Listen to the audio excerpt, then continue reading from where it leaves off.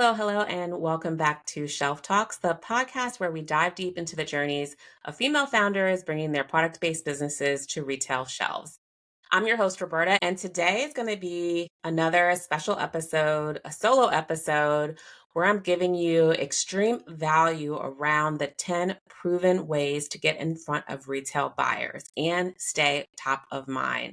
This is so important. I know that a lot of indie founders, especially if you're just starting to get out there and get your brand known, struggle with getting in front of the buyers that you know are directly connected to the retailers that you want to be in. So I'm going to break down 10 proven ways. And when I say proven, I'm going to give examples of things that I've experienced as a buyer, along with some past episodes of founders that have been on Shelf Talks podcast and have utilized these ways in order to get their products onto retail store shelf. This is great because you're going to be able to go back and listen to those episodes and get some tips and ideas and value from theirs as well. So let's get into it. So grab your pen and pad and let's begin. Number 1, LinkedIn. So a lot of people, I think, are finding LinkedIn more and more important to be utilized as a place to tell your story in a different way.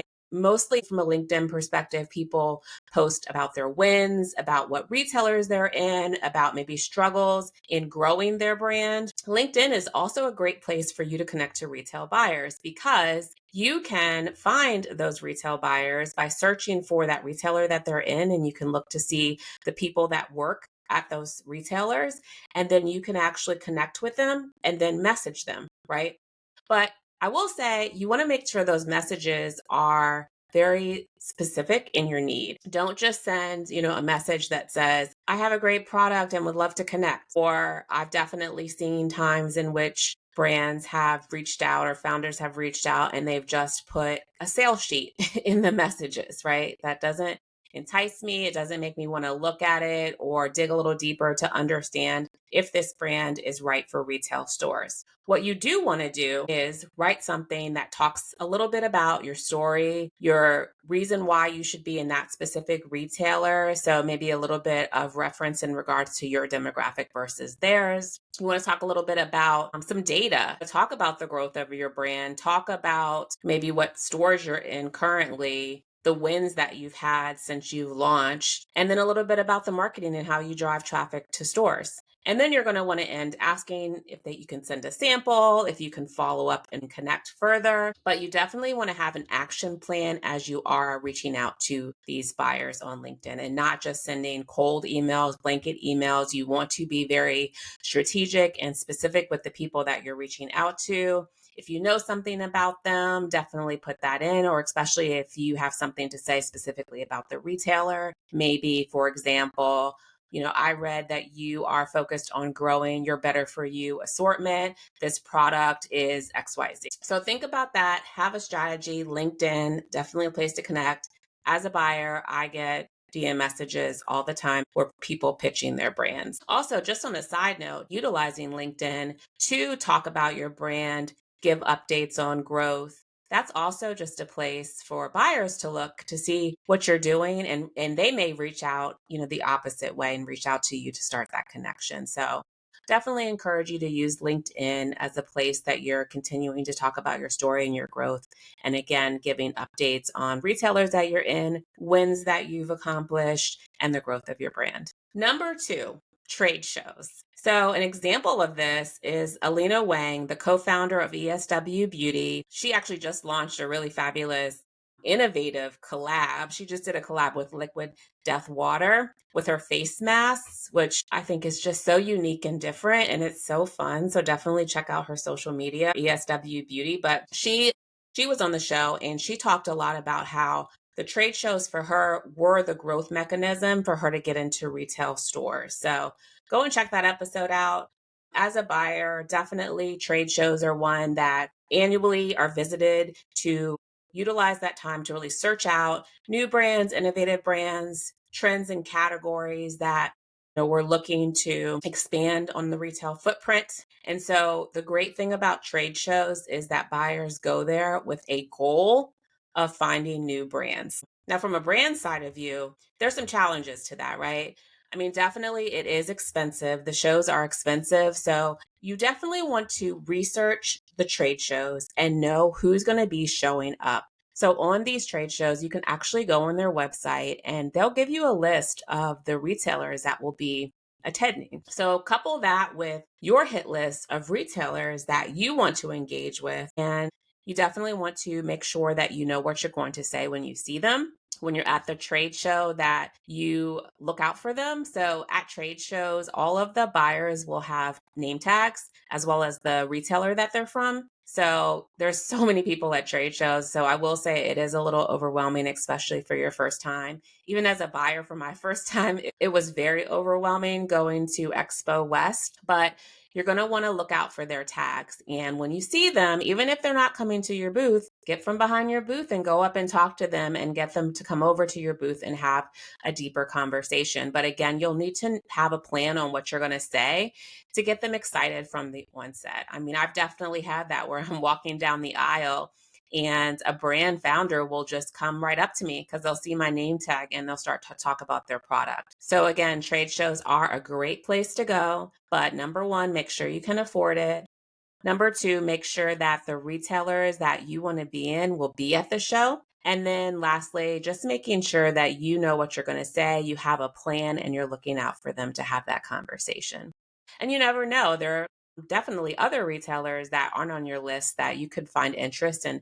Maybe you don't even know about them, but you find opportunity to connect at the show. Number three, winning awards. So this is interesting. It's an indirect way to connect with buyers, but through my chat with Mika Shino, founder of Mochi Gummies, as well as Camille Bell, co-founder of Pound Cake, that actually won $1 million from Pharrell Williams' Black Ambition pitch that helped her launch into Ulta. This is a great way for you to make money for your brand, but also to get noticed, right, when it comes to retail buyers. So if you have an innovative product, but not a lot of money to attend things like trade shows, this is a great way to really get your name out there, get your brand recognition, as well as, like I said, help you with some finances, right? So that you can plan to go into retail. It can help with inventory, growth in operation, additional help to support. It's a great way if you have an innovative product, but not a lot of money to attend things like trade shows. It's a great way to get in front of buyers indirectly, right? Because we as well as buyers are looking on social media, looking through articles to understand what the new and emerging brands are. And this is a touch point for that.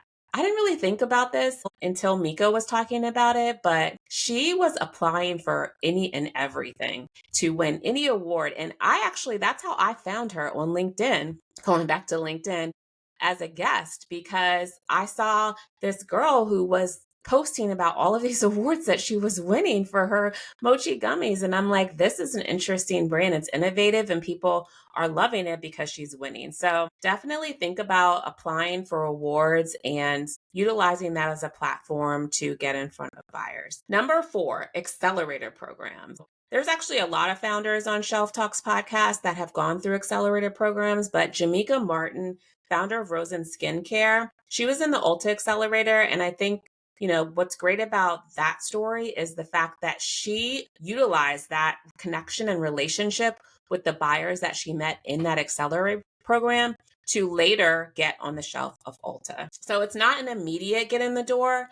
However, it does help you build relationships. You do get to connect with buyers, and then it's up to you to follow up. Follow up is key. So even after the program, she utilized the experts, the buyers to connect with, to ask questions, update them on the brand's progress. And eventually she was able to get in the door and on the shelves of Ulta, which she is currently still in today. So accelerated programs also is just great because you get to really learn all about retail. Some of the programs I'm learning are not only about that specific retailer and how to get in the doors, but all retailers. So, you're taught about UPCs and how to deliver and how to pack and what it looks like to make sure your inventory is ready for that initial and flow. So all of the real tactics in order to get on shelf and win and be prepared for it in advance are taught in those programs. So take a look out for those programs and see if there's any ones that make sense for you and your business. Number 5, ECRM. So ECRM is a little bit different from a trade show. A trade show is one in which it's, oh my gosh, tens and thousands of vendor booths, right? In a big convention center. And buyers are walking through all of the aisles for days. And going from booth to booth on the ones that they have interest in and talking and sampling and trying the product. ECRM is great because it's literally one-on-one connections with buyers. You get to have a sit down, whether it's 5 minutes, 10 minutes, or 20 minutes, and you get to pitch your brand to that retailer. It's a great entry conversation and relationship to start connecting with buyers and retailers that you want to be in. An example, Christina Kao, she's the co-founder of Le Mini Macaron, known for their at-home gel nail kits. Currently, they're found in places like Ulta and Nordstrom Rack. Well, she actually used ECRM to get into Ulta and a lot of other stores around the globe. I mean, her brand is global. So you should definitely listen to that if something like a one-on-one fits your needs more than going to a trade show and trying to garner that connection with a retail buyer. Number 6, going to local stores. So, if you are thinking about big box, this isn't something that is typically achievable. But if you want to start off locally, starting off in the small stores, which I would definitely recommend because it allows you to really learn and understand the business of selling in retail stores. But if that's your goal and that's your strategy, this is a great place to start. And Molly Blakely, she's the founder of Bee's Gourmet Cookies. Now she's actually just about ready to launch in Target. So follow her and taste her delicious cookies. She started by getting into local stores. And what she did was go into these stores with her samples, talking about her brand and asking if she could be on retail store shelves. So this is a great way to get started, to get on the shelf, to understand your customer, to sample and have one-on-one conversations. From a payment standpoint, of course, you're not going to get what you would if you launched in Walmart, right? In many cases, if you're just starting off, it may fully be on consignment where you are bringing product to the stores and then you are getting paid once the product actually sells. But it is just a great place to get started. I think understanding your customer is the biggest one because you can have that relationship as well as understand if you need to change anything. Do you need to change pricing because that's different on the shelf than maybe you're selling direct to consumer? Do you need to change the packaging because it's not fitting on the shelf the way that you thought it was going to fit? Or competitively, when it sits next to other products, it doesn't have the key call outs that consumers are typically looking for when it comes to buying products that fit in this space, right? So it's just a great place to start. Again, especially if you don't have a lot of money, especially if you really don't know what retail entails and you want to start off small. One thing about local stores and why there's opportunity for you to get in is because you can just walk in the front door. Many of the managers are the store owners and they are the authority to say yes or no to products on shelf. So you have the easy ability to have that one-on-one relationship and conversation. Again, you're going to want to go in with samples as well as your pitch, right? You want to talk about, your story, kind of assortment you would bring and why, a little bit of data if you have any, as well as the marketing that you're going to do to drive performance and drive product off the shelf. So definitely local stores are one to get in front of retail buyers. Number 7 is kind of connected to number 6 because it's about having your brand in local stores. A past episode that represents this is Rachel Klein. She's the founder of Revival Food Co. And she got in Giant Eagle Market District by being in another grocery store, a local grocery store. And how does she do this? Because one thing that buyers often do is do what's called competitive shopping. What that is we go out to competitive stores and we look to see what their assortment is. We look to see what new items are on the shelf. We look to see trends that are happening in the marketplace, and we look for new brands. And that's one of the ways in which we find brands that we feel are relevant for our retail store. So just Rachel being on the retail shelves, the Giant Eagle buyers were walking that grocery looking for local brands for their grocery store and found her product, reached out to her, she pitched and got on shelf. And that was just the start of her getting into many retailers, including Walmart. So definitely don't think that starting in local stores won't lead to something bigger. Again, it's a way for you to understand retail, but it's also a place that it becomes a billboard for your brand. And who knows, you may have a buyer from a bigger retailer happening to shop that store and see your product and want to put it in their store. But one thing I will say is when you're in those local stores, make sure that you're selling, make sure that you're out there, you understand your numbers, you're talking to the consumer so that when that big box store does call you, you are ready to be successful on the shelf. Number 8, press. So this was a good conversation with Brianna Ark. She is the founder of Mudo Perfume. This is how she got into Urban Outfitters and Credo, guys. She actually was in every press article that she could be in, even before she launched. And this allowed her to get in front of, again, buyers, right? This is another avenue that we look at when we're looking for new brands. We're always reading articles, whether it's through social media, whether it's through magazines. We want to know what people are talking about in the new brands that are launching or ones that just entered retail stores. So press is a great avenue in which you can get the word out about your brand, what it is, why it's different and unique, innovative or emerging, and get those buyers to take notice. Now, I know press does cost money, right? It's definitely not free. But I would encourage you to listen to a past episode. We had a fabulous PR expert on, Gloria, and she gave some PR tips for founders where you can actually go out and do the PR for yourself. So, a way for you to save money. And she has proven techniques that work. So, go and listen to her episode if you feel like press is an avenue that you want to utilize in order to get in front of retail buyers. Number 9, social media. I know there is so much on social media. It's overwhelming, even for a person that isn't searching for a brand. But social media is another avenue in which buyers are looking for new and emerging brands. Tania Swice, co-founder of Brune Kitchen, she's on a past episode. She actually got not only in retail stores from being on social media and retailers finding her, but she actually got on the show Side Hustlers with Emma Grede and Ashley Graham. So, utilizing just showing up on her social media, talking about her brand, getting people excited, actually got her on a television show, guys, which is crazy and amazing. And it actually helped catapult even more opportunities for retailers that reached out to have her brand on shelf. An alternative to that is a little bit, I feel like, not the norm, but another Shelf Talk alum, Aliette Buttleman, she's the co-founder of Physique Beauty. It's those like fun glitter patches that you can put on your face going to like events. She utilized sending packages to celebrities and their teams and got on the face of Taylor Swift. And it happened to be, of course, because it was Taylor, all over the press. I mean, she was on multiple news channels like literally the next day. And she is now in so many retailers, including CVS, Urban, just launched in Target. But that was an avenue and a play that she used. So I know that's probably a little bit more difficult, but it's definitely something that's doable because it's been done, right? Which is great. We like to see when somebody's done it before because we know that we can do it as well. So that's a great example of getting on the face of a celebrity in order to catapult your brand. Again, part of my job as a buyer is to actively engage on social media, looking for new brands that have a community and are getting engagement and growth. So make sure that you're showing up on social media and that you're talking to your community and you're building engagement so that retail buyers can take a look and reach out to you. And then lastly, this one again isn't something for everybody, but TV shows. And why I'm saying this, I mentioned Tania Swice, right? Co-founder of Brune Kitchen. She was on Side Hustlers.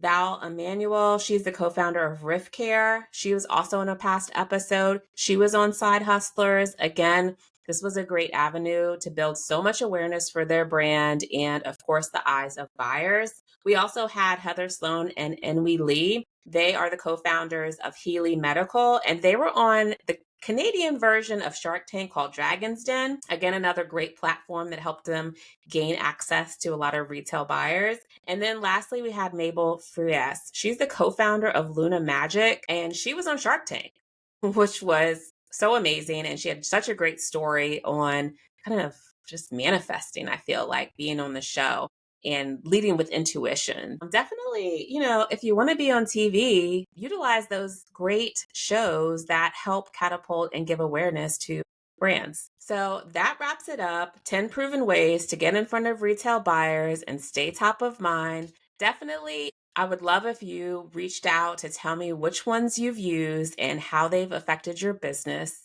I'm excited for you to take these and run with them. Take one or two, take them all. I mean, look, multiple avenues in which your brand can show up can lead to so much greater success. Excited for you to try it?